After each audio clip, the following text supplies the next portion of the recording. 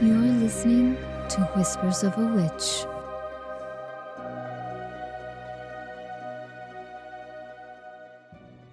Hey there, ghouls and gals. Do you like scary movies? Live for horror?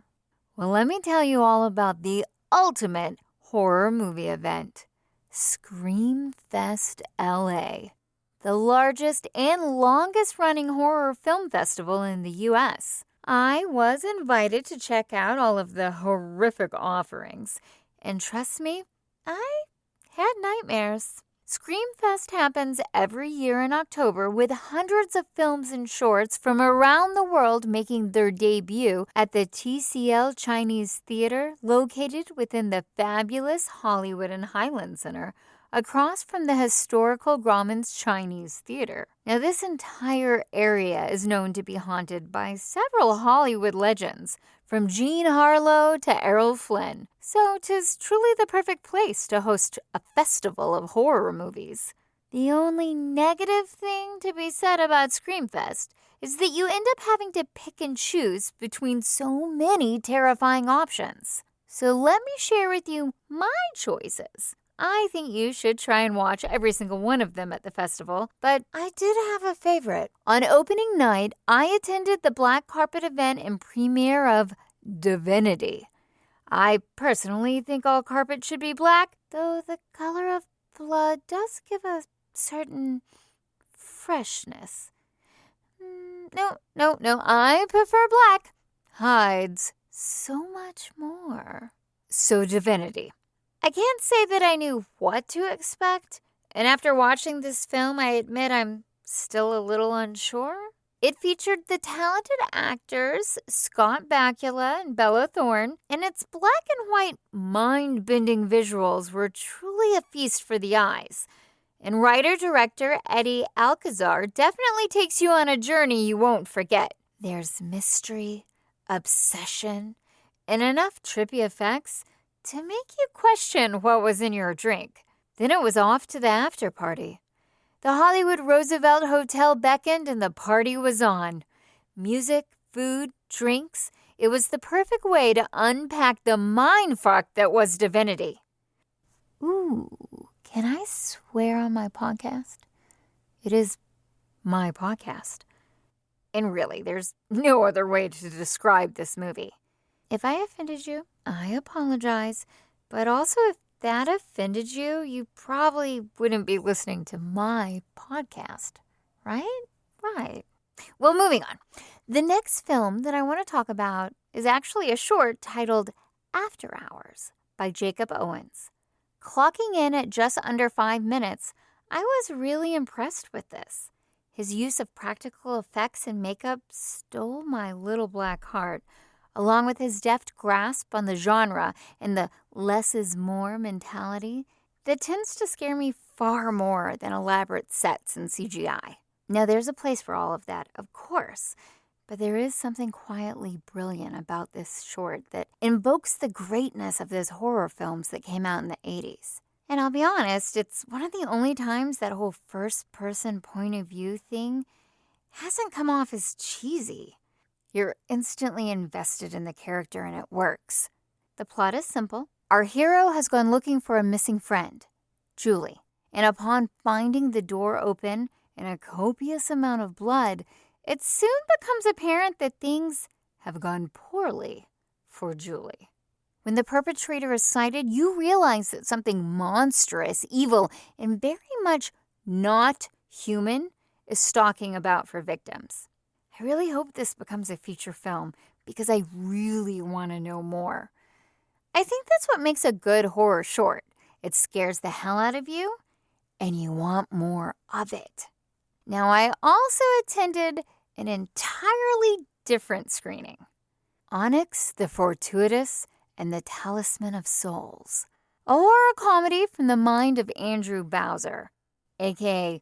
Onyx, the Fortuitous. Now, Andrew has been going viral for years with his comedy skits featuring Onyx, but this is the first time Onyx has been in a feature film. You might have seen him as the, quote, weird Satanist guy, or the weird Arby's guy, or one of the many other weird guys on his YouTube channel, Bowser Vids, a channel I highly recommend checking out, and be prepared to spend quite a bit of time there crying laughing.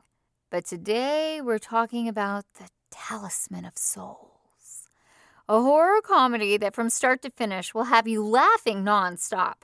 So imagine the dorkiest, most awkward, still living at home, I guarantee is still a virgin grown man. Okay, do you have that visual clearly in your head? Okay, now imagine him heading off on an epic mystic journey full of dark magic, demons, witches, and the chance to finally prove himself worthy. The entire cast nails it, and while some of the effects are a bit on the goofy side, it is the perfect complement to the film's vibe. If you're looking for something state-of-the-art, this is probably not it. But if you are looking for hilarious storytelling with a healthy dose of horror, this might just be your new favorite movie. Now, I saw several films, all deliciously spooky and fun, but the one that really stood out for me, and was by far, hands down my favorite, was the French film The Deep Dark, written and directed by Matthew Turi. The movie truly gave me chills and kept me in a stressed and anxious state the entire film. Taking place in 1956 France, a group of miners have been assigned to accompany a scientist down into the mines to collect readings. Of what? The miners are not privy to, only that they must venture into the depths of the mine, an already dangerous task for even the most seasoned of them. With the scientist in tow, they now suffer the ill luck of a cave-in, trapping them down in the deep dark. Now this all in of itself is terrifying. Being trapped hundreds, thousands of feet underground in the dark. Yeah, it's a horror movie enough right there. But this is the least of the horrors in store for them. The group of miners prove to be a bunch you really care for and are really rooting to escape, making all that befalls them so very tragic. Interestingly enough, I also learned more about mining in this film than in all the other films and TV shows that feature mining. And there has been a lot of them. That's the beauty of Matthew's story. How complete the world he creates plays out on screen. You don't even realize how much you're absorbing, as nothing feels forced or heavy-handed.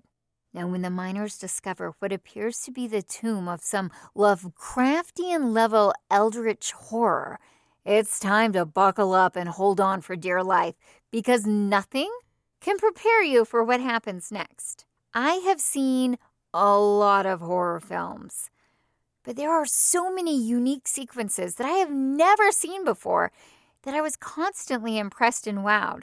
And despite desperately wanting to talk about all of them, because trust me, they are wild, it would be such a disservice to you, the viewer, to have any of it spoiled.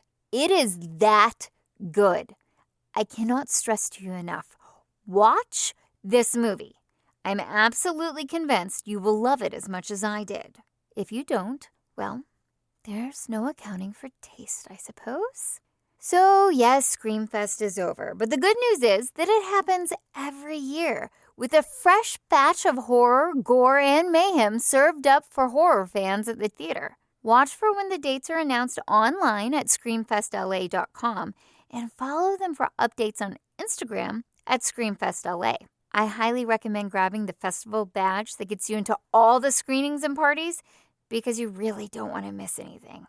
It is my favorite film event of the year, and it never disappoints, providing enough fuel for nightmares to last me until the next October, when we get to do it all over again. Now, since I know you will take my advice and check out these movies, I would love to hear what you thought of them. And if you saw one I missed, let me know. I am always up for a good horror movie. Hell, I'm up for a bad one. So share those as well. I'll be waiting. These poems and stories were narrated by Jennifer Ann Scott.